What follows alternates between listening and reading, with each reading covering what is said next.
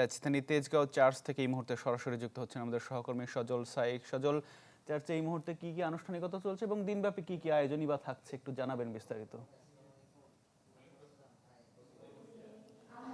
আতিক, আমি এখন আছি রাজধানীর ফার্মগেটের একটি চার্চে।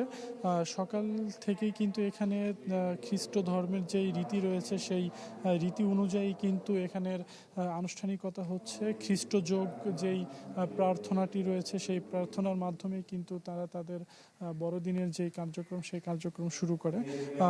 সকাল থেকেই কিন্তু এখানে যারা খ্রিস্ট ধর্মের অনুসারী এবং যারা এই ধর্মাবলম্বী তারা কিন্তু বিভিন্ন ঢাকা শহরে বিভিন্ন চার্চে তারা যাচ্ছে এবং গিয়ে তাদের যেই আনুষ্ঠানিকতা সেটি কিন্তু শুরু করছে। আমরা কিন্তু সকাল 6:30 থেকে কিন্তু মূলত এখানে তাদের এই রীতি অনুযায়ী যেই আচার ছিল সেটি কিন্তু শুরু হয়েছে। এবং double million offer Walton fridge কিনে পেতে পারেন 20 লক্ষ টাকা, রয়েছে কোটি কোটি টাকার নিশ্চিত উপহার। তারা এখানে একটি নামাজ আদায় করেছে, তাদের যেই নিজস্ব ধর্মের নামাজ রয়েছে সেটি তারা আদায় করেছে।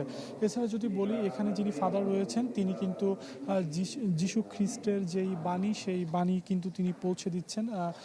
তিনি যিশু খ্রিস্টের যেই শান্তির বাণী তিনি তার অনুসারীদের দিয়েছিলেন সেই বার্তাই কিন্তু তিনি এখানে বারবার করে প্রচার করছেন, যাতে ধর্মীয় যেই রীতিনীতি অনুযায়ী যাতে মানুষের মধ্যে যে শান্তি বিরাজ করে সেটি চাচ্ছে।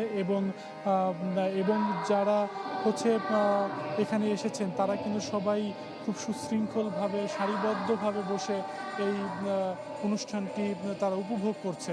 আইনশৃঙ্খলা পরিস্থিতির কথা যদি আমি বলি, আইনশৃঙ্খলা পরিস্থিতি স্বাভাবিক রয়েছে। এখানে সেনাবাহিনী, পুলিশ রয়েছে, এখানে তারা যথাযথ তাদের দায়িত্ব পালন করছে। আতিক, আমি ফার্মগেটের যেই চার্চ রয়েছে হলি রোজারিও চার্চ, সেই চার্চ থেকে আসলে সরাসরি দেখানোর চেষ্টা করছি আজকের এই বড়দিনের যেই আনুষ্ঠানিকতা। সারা দিনব্যাপী এই আনুষ্ঠানিকতা চলমান থাকবে। জি, অনেক ধন্যবাদ সজল আমাদের সাথে যুক্ত হবার জন্য। দর্শক, রাজধানী ফার্মগেটে অবস্থিত চার্চ থেকে বড়দিনের নানা আনুষ্ঠানিকতার খবর জানাচ্ছিলেন আমাদের সহকর্মী সজল সাইক।